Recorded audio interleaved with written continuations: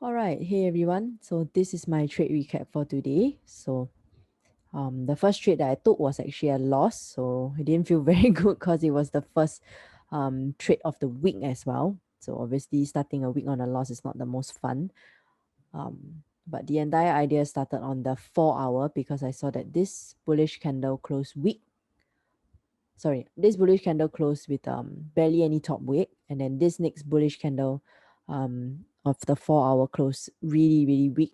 So I thought that price was actually respecting all this resistance over here and my zone at 138,300.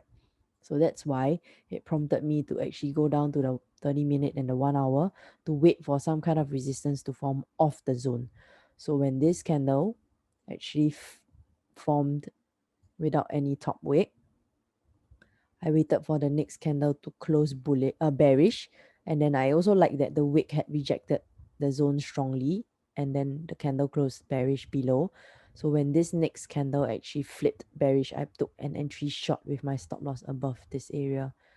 So unfortunately, the trade flipped. So when this candle actually came up above those previous highs over here, I cut off 50% of the trade. So because I saw that it was still holding my resistance, I decided to give the remaining 50% of the trade a chance to maybe come back lower. But in the end, there was, as we headed towards the London Open, there was some positive vaccine news that came out, which helped to push the trade higher. So with that in mind, I actually, after this my trade hit stop loss, I actually also saw because of ACE that this trade actually closed above all this resistance, and it also within it had a 15-minute support forming above my zone. So effectively, I could have just waited.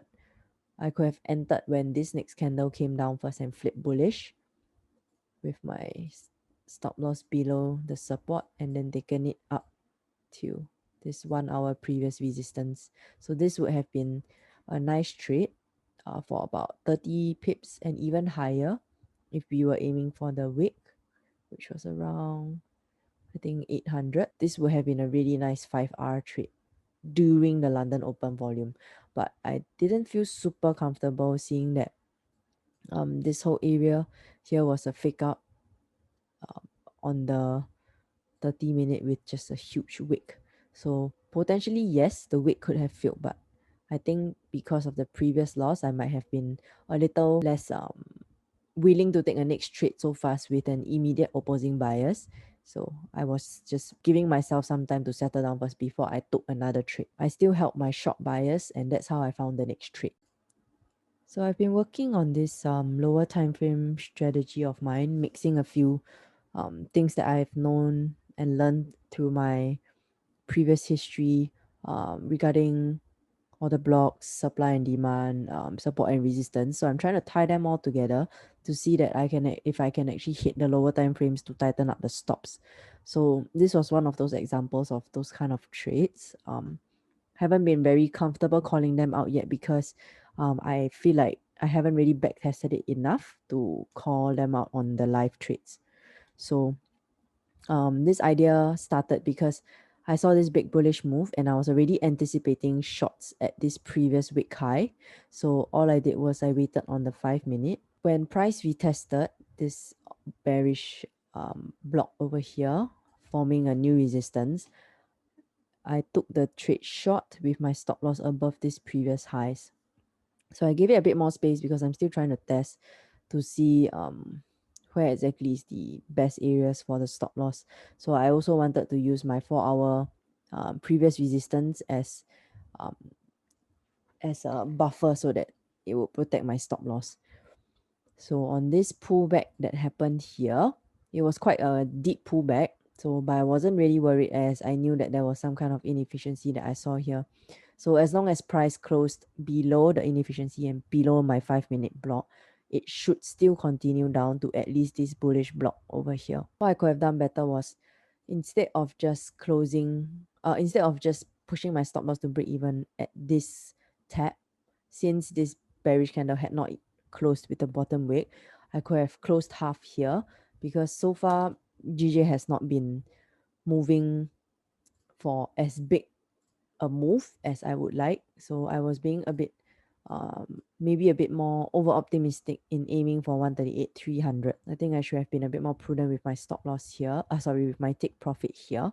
So that could have saved me at least an extra about 17 to 18 pips of profit. So I closed out my trade at this candle when it tapped into the next 5-minute block above current price and then broke above its most recent highs. This definitely could have been better managed, so I'm still trying to work on it. But once I get familiar with it, I'll share the idea with everyone. So after I cut that trade in profits, I saw that price on the 1 hour was actually forming support here.